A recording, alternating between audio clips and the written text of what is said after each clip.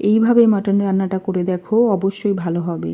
Hello friends, আজকে চলে এসেছি মটন কষার রেসিপি নিয়ে। এই ভিডিওটা কিন্তু 1 মাস আগেকার, আমি এতদিন আপলোড করা হয়নি বলে এখন আপলোড করছি।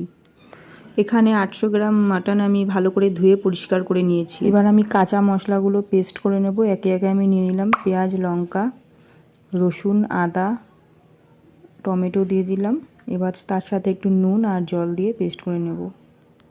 এবার ম্যারিনেট করার জন্য লাগছে নুন, টক দই, তার সাথে কিছুটা পেঁয়াজ দিয়ে দিলাম।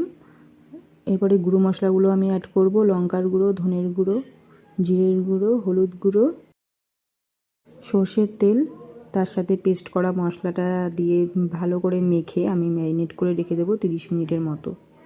30 মিনিট হয়ে গেছে। এবার আমি কড়াতে তেল দিয়ে তার মধ্যে গোটা জিরে আর তেজপাতা ফোড়ন দিয়ে দিলাম। এরপরে ম্যারিনেট করা মাটনটা দিয়ে দিলাম, নেড়ে চেড়ে